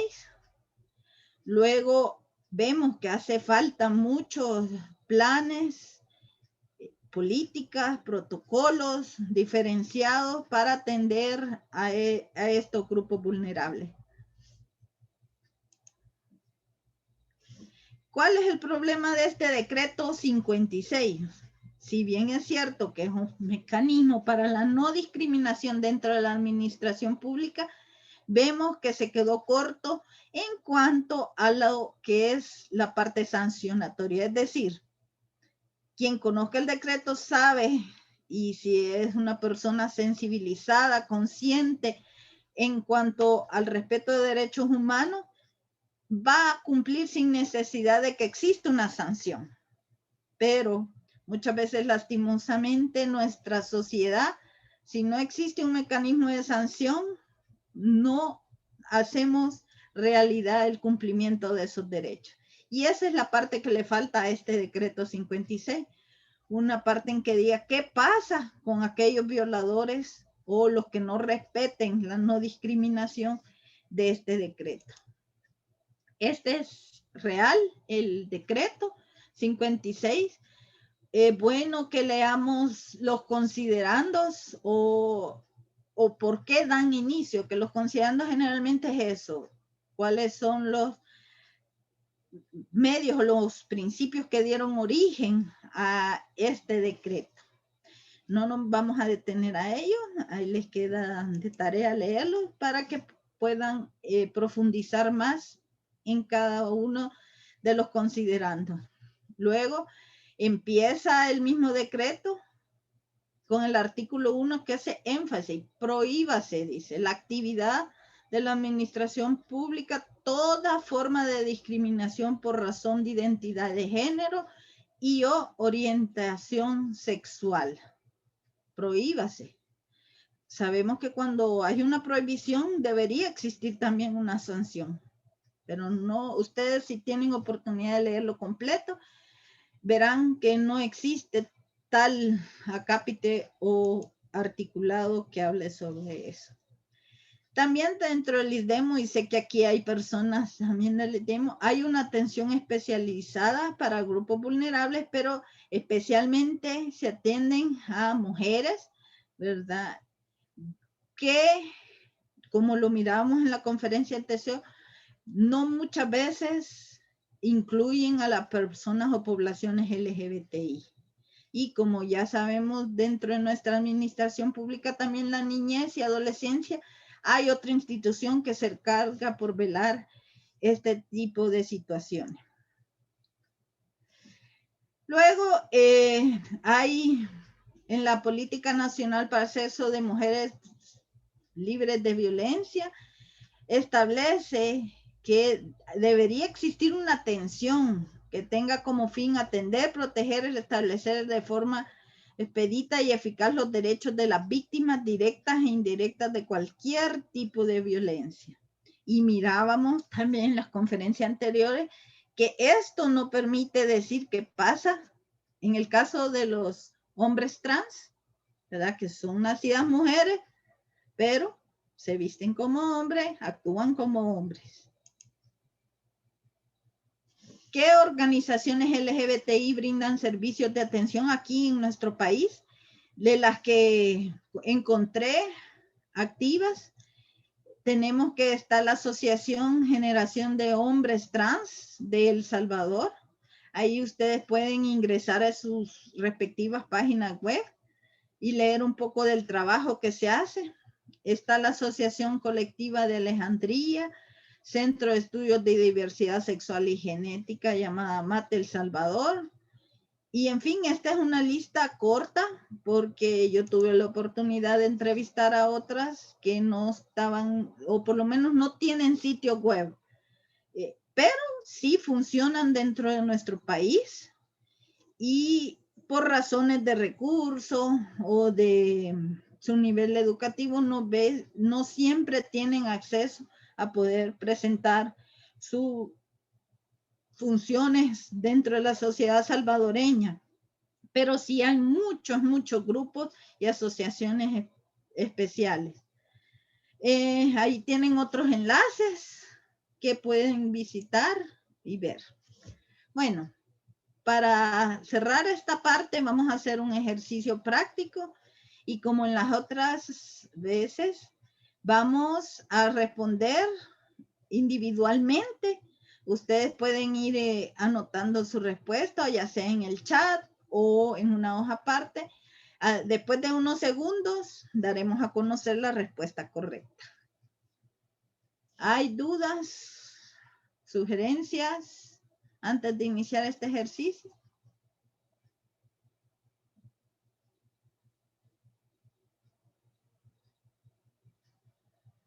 Bueno, el silencio me permite decir que no hay. Vamos a empezar. Vean, ahí están las indicaciones generales que les acabo de explicar, ¿verdad? Va a aparecer una respuesta alternativa, las cuales ustedes van a escoger, y yo posteriormente doy la respuesta correcta. Veamos la primera. ¿Cómo se garantiza en el país la atención especializada a grupos vulnerables? Tienen tres opciones. ¿Será por medio de las instituciones públicas? ¿Por medio del decreto 56 o las dos anteriores?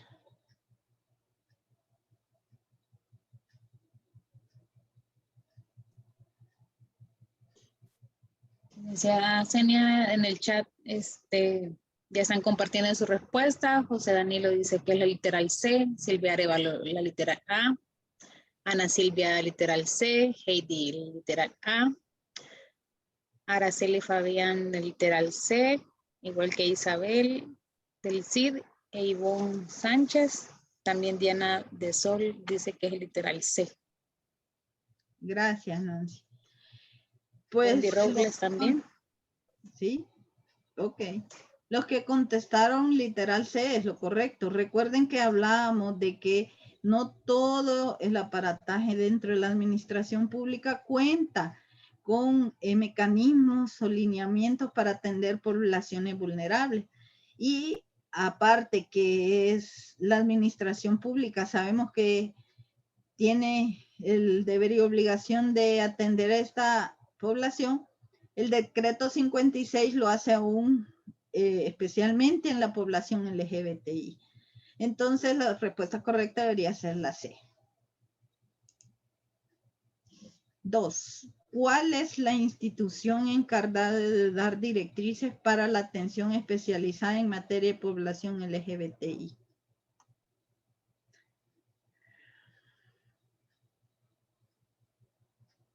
Actualmente, ¿verdad? Actualmente en nuestro país.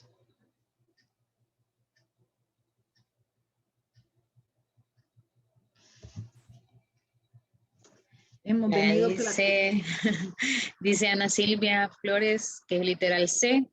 José Danilo dice que es el B, igual que Silvia Arévalo, Araceli, Isabel del Cid también, literal B, Diana del Sol. E Ivonne Sánchez dice que es el literal B. Correcto, literal B es la respuesta correcta. Hemos venido hablando de que antes existía la Secretaría de Inclusión Social, pero luego pasó a la Dirección de Género y Diversidad del Ministerio de Cultura. Estamos hablando de la población LGBTI, ¿verdad? Entonces, actualmente es la Dirección de Género y de Diversidad del Ministerio de Cultura. Por lo tanto, el literal B es el correcto. ¿Existe política nacional sobre protección de atención especializada a personas LGBTI?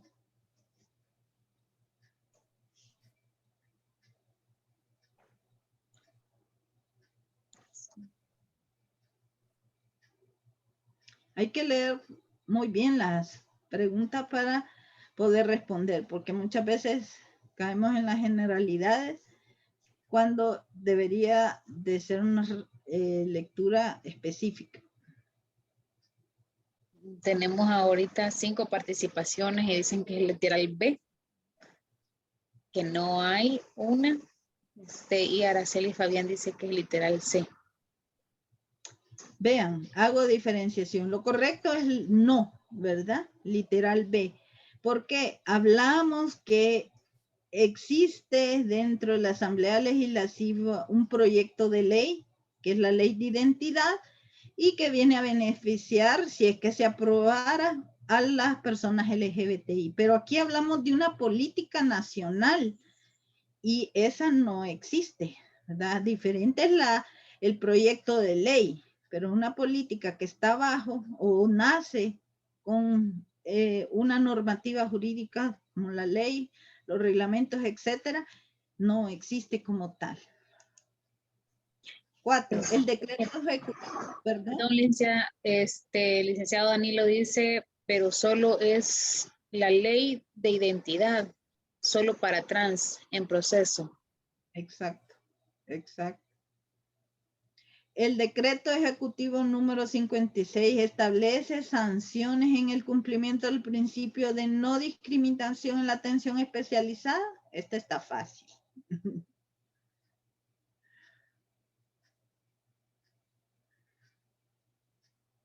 Vamos a ver cuántos pusieron atención.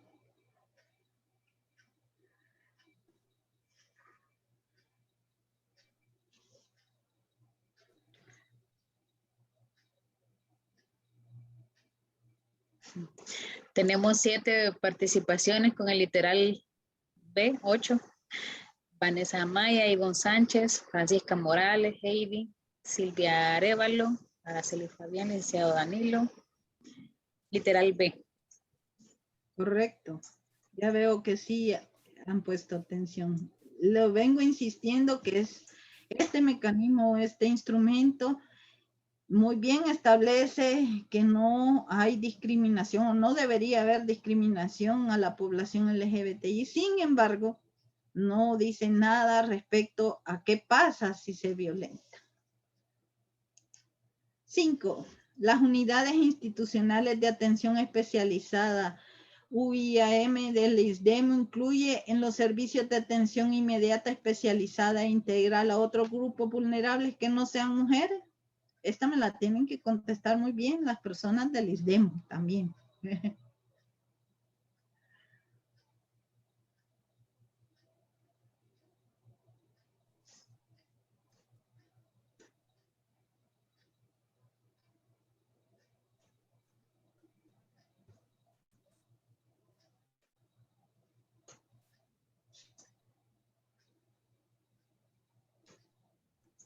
Tenemos 7 participaciones, 8 con el literal B y Araceli Fabián dice que es el literal A.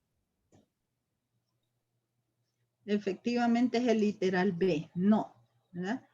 No se incluyen grupos vulnerables porque incluso podríamos decir que no está dentro de su mandato, no ha sido redactado de tal forma, no están dentro de sus principios, pero en mi opinión debería de haber una modificación en cuanto a este tema, especialmente por la población LGBTI. 6. Gracias. Ejemplo de marco legal en El Salvador en materia de protección y atención de víctimas es la siguiente. Ejemplo de marco legal en El Salvador.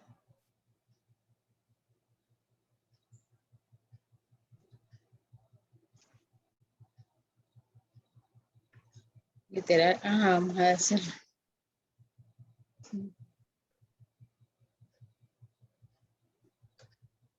Heidi González dice que es literal B, Isabel del Cid B, licenciado Danilo igual. Tenemos por ahí la selección de la letra A, literal A. Y luego sigue Araceli, Silvia, Francisca Morales, Diana de Sol, Ivonne Sánchez, literal B. Muy bien. Sí, efectivamente, el literal B es un ejemplo para que en cuanto a la ley, en cuanto especialmente al grupo vulnerable de mujeres, la LEPINA especialmente para el grupo de la niñez y adolescencia, si no bien en sus cuerpos legales aún hacen falta mecanismos específicos para las poblaciones LGBTI que hay en ambos. Sin embargo, es lo que tenemos ahorita como un medio, un ejemplo de protección y atención de víctimas. 7. Ejemplos del Sistema Nacional de Protección de Atención a Niñez y Adolescencia. Ejemplos.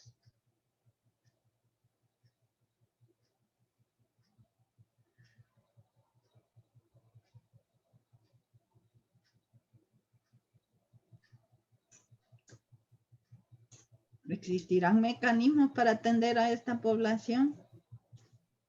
¿O no existen? Sí existen.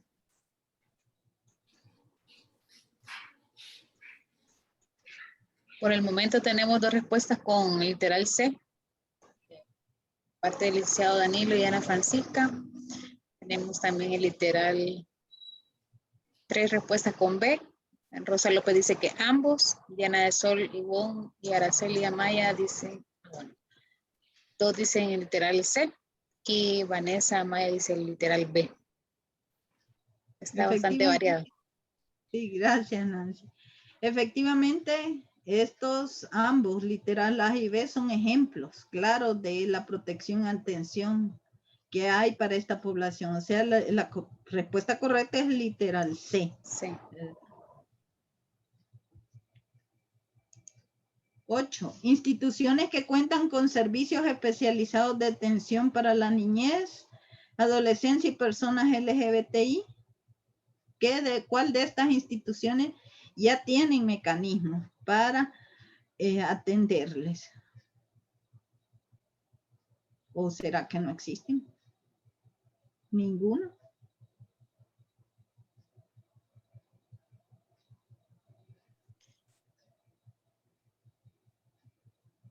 Ana Silvia Flores nos dice que es literal A y B.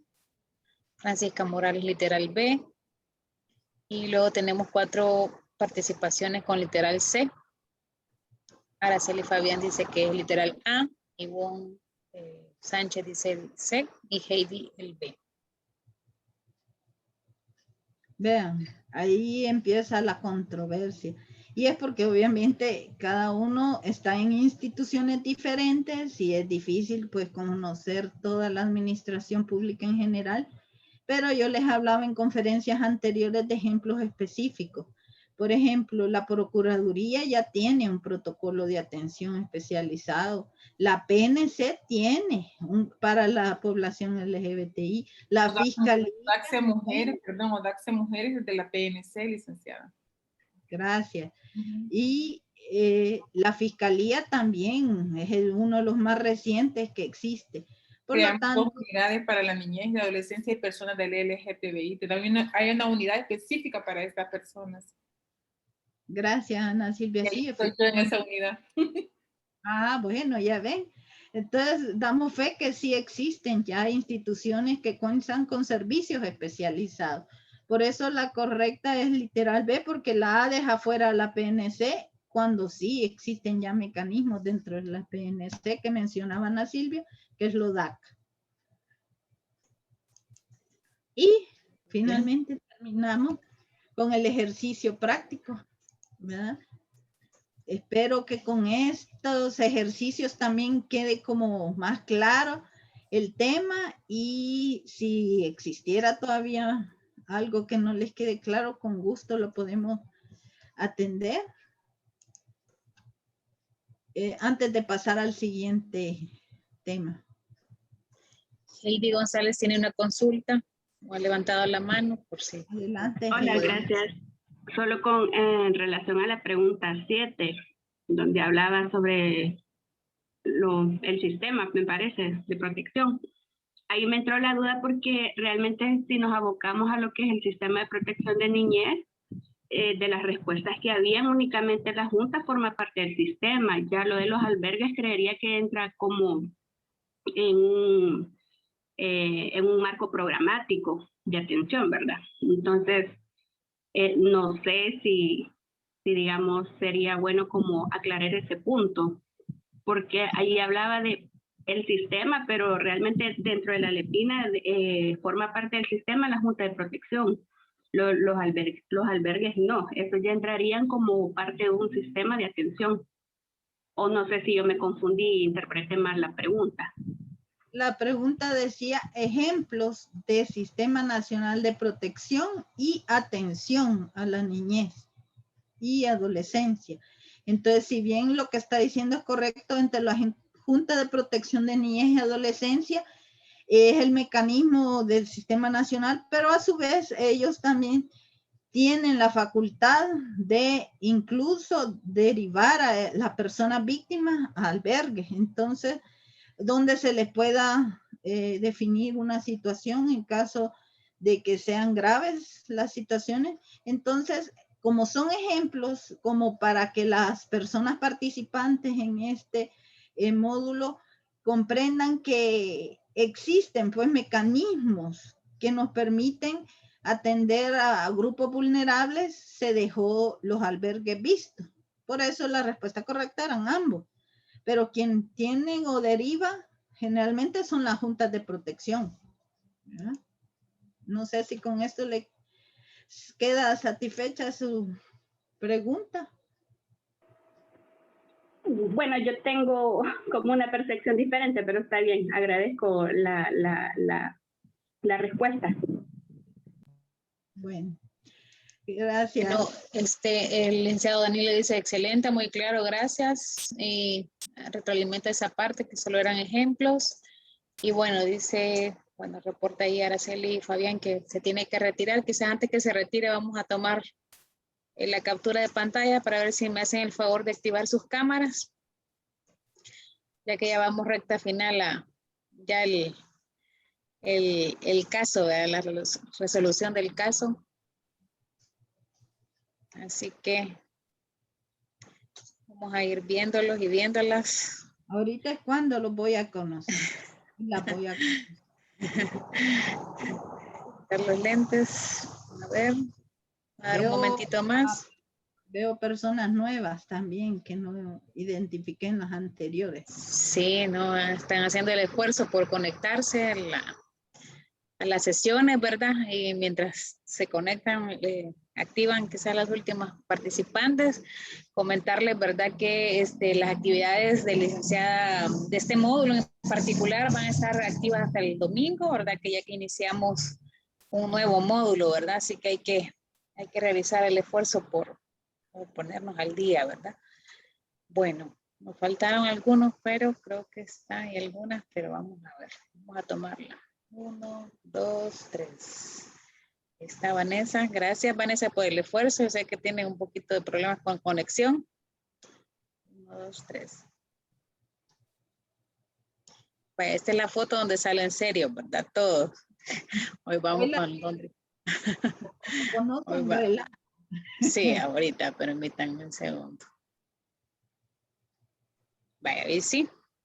Otra vez. 1, 2, 3. Ahí estamos todos. Todas.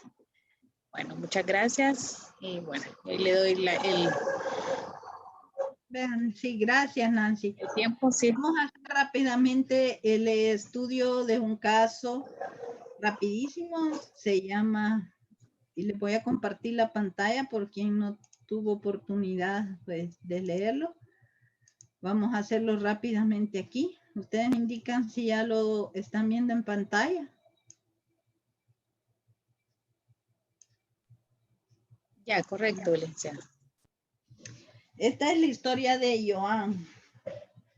El objetivo de esto más que todo es conocer el caso de una persona intersexual. Ya vimos que una persona intersexual es quien nace con los dos órganos, tanto masculinos como femeninos, de hombre y mujer, mejor dicho, perdón, hombre y mujer. Y en su proceso de niñez, pues alguien tomó la decisión de qué es lo que debería o cómo debería criarse esta persona. Por razones de tiempo, no vamos a leer lo que es la intersexualidad, que explica más bien de forma general a qué se refiere esto de la intersexualidad. Vamos a irnos directamente al caso. Alguien que por favor me haga la lectura de esos dos párrafos antes de pasar a las preguntas que no las vamos a hacer todas, pero las que considere como claves. Voy a darle más amplio para que se vea más.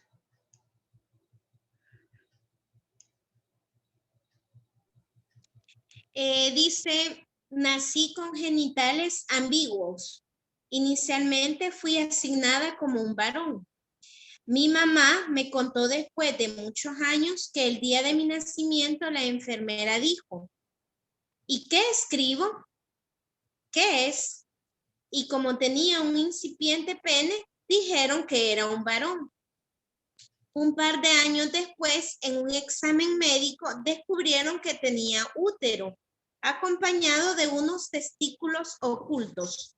Lo único que recuerdo de mi niñez es que me llevaban a muchos médicos y me miraban a veces varias personas al tiempo. Me tomaban fotografías. Mi mamá me decía que era parte de lo que teníamos que hacer para corregir algo que estaba mal. Yo fui siempre muy obediente. Nunca me dejaban ver de nadie, ni de mis hermanos o en el colegio. Entraba siempre al sanitario, no usé los orinales. Piensa, ni lo intenté. Al llegar a los 12 años me empecé a aislar. No quería tratar ni con los chicos ni con las chicas. Habían situaciones o cosas de ambos que me divertían, pero no me sentí parte de ellos. Recuerda, cuando tenía 8 años me programaron una cirugía, supuestamente para normalizarme. Fue totalmente traumática. Trataban de reasignarme un sexo. Hoy en día veo afectada no solo mi vida en lo emocional, sino en lo físico y sexual.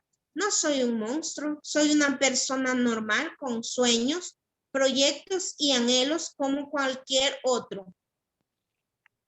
Ha sido difícil hacer entender que soy intersexual. No soy ni hembra ni varón. Cuando me miro al espejo pienso, no soy completamente femenino ni completamente masculino, pero así voy a vivir cómoda con la persona que soy. Gracias, Silvia. Vean, aparte de los términos que este testimonio real ocupa, y me refiero al de hembra, varón, ¿verdad? Pero obviamente es un testimonio real de alguien que vamos a responder o comentar brevemente a las interrogantes que así se plantean. Hay 5 interrogantes. Quien quiera libremente responder alguna de ellas, este es el momento. Les doy el micrófono abierto para que ustedes identifiquen, según la lectura, cómo responder a cada una de estas cuestionamientos. No necesariamente tienen que ir en orden, pueden contestarlo la que más les llamó la atención. ¿Cuál es su opinión? Licenciado Danilo levanta la mano, le vamos a dar la palabra. Adelante, Gracias. José. Fíjese que he conocido de casos de ese tipo y antes, cuando los niños o las niñas estaban pequeñas, es que se hacía la reasignación del sexo. El problema es que cuando un niño está, pongámosle, menor de 8 años, de 5 años, todavía no está definida cuál va a ser su identidad sexual. Tiene que desarrollarse más para poder observar cuál es realmente su identidad, con quién se siente mejor, cómo él o ella se siente mejor. Porque se han dado casos, estudios que hemos visto, que de niña le hacen, póngale, que le hacen que viva como varón, ¿verdad? Y entonces el genital femenino es suturado y todo, y después se da cuenta que el niño se siente mujer. Entonces hay que volver a hacer el proceso. Entonces, por eso es que ahí decía que si es una buena decisión hacer el cambio o la reasignación de pequeñitos, no es bueno, ¿verdad? Y el caso de Joan, ya cuando ella toma conciencia, entonces se da cuenta de que no era necesario hacer eso porque ella se siente bien tal como es, se siente normal, ¿verdad? Entonces, y eso es lo mejor, que una persona, independientemente de cómo se identifica, se sienta cómoda, viva normal, se sienta que es feliz así y satisfecha con su cuerpo, solamente. Gracias, José Daniel. ¿Alguien más? Repito, puede ser cualquiera de las interrogantes que se plantean las que pueden responder.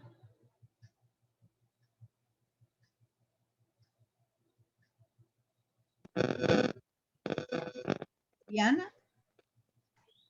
Sí, me llama la atención lo de la familia, ¿verdad? Que no tuvieron, bueno, en ese caso pienso yo,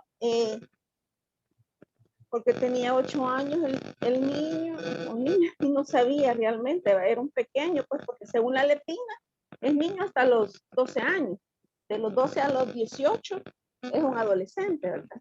Entonces tal vez lo hubieran dejado crecer, ¿verdad? Y que él decidiera, pues, cómo se sentía mejor, pienso yo.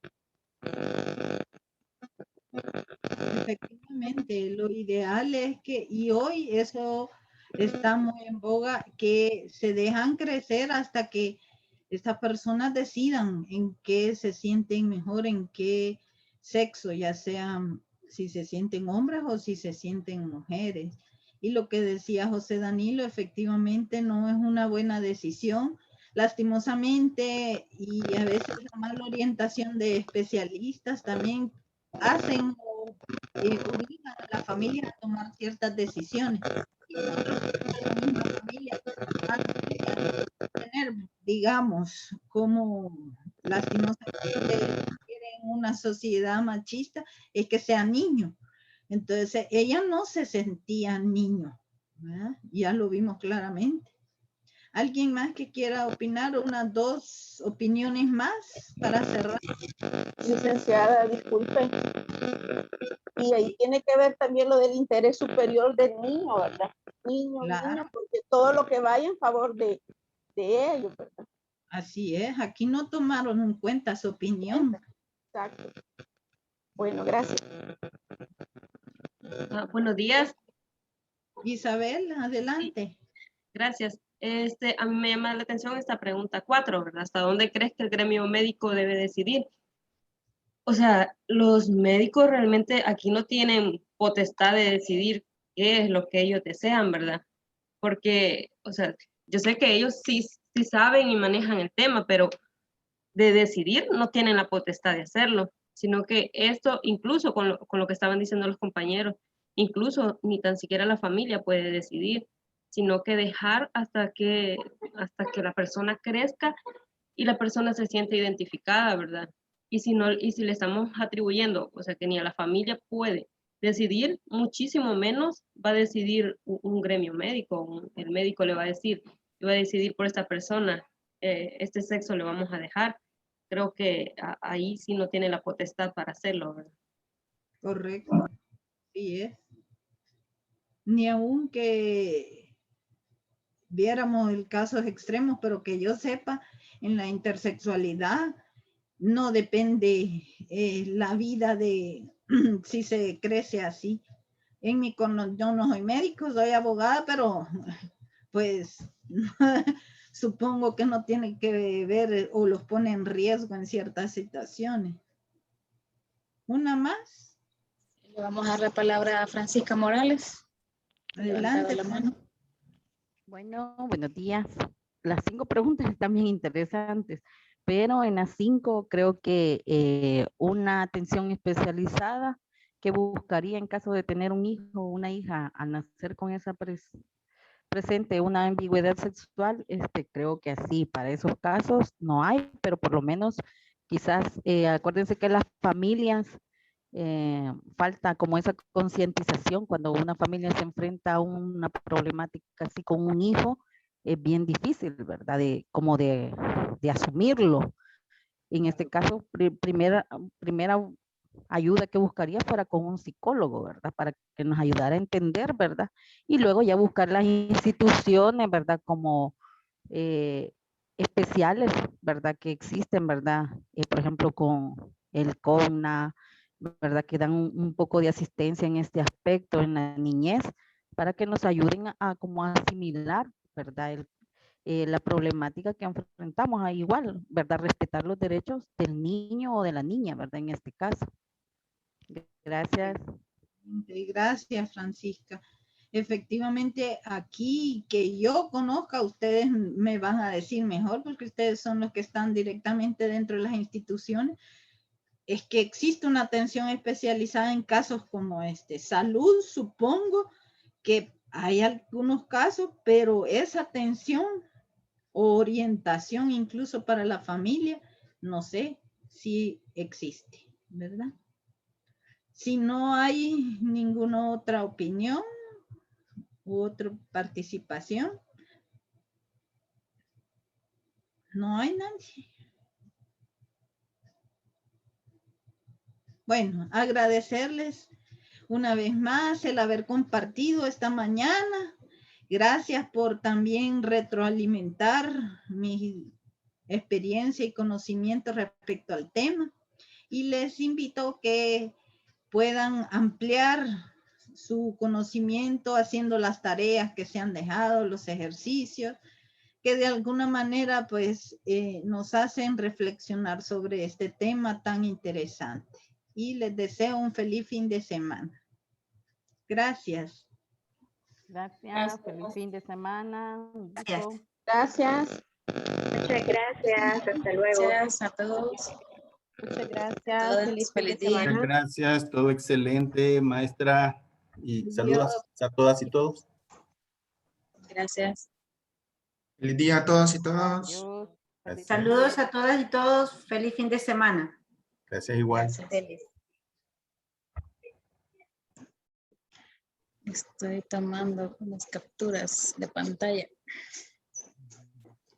Perfecto. Se han quedado los que no han puesto su camarita. Muy bien, gracias. Adiós. Adiós, Nancy. Cuídese. Adiós, feliz día. Feliz día. Bendiciones.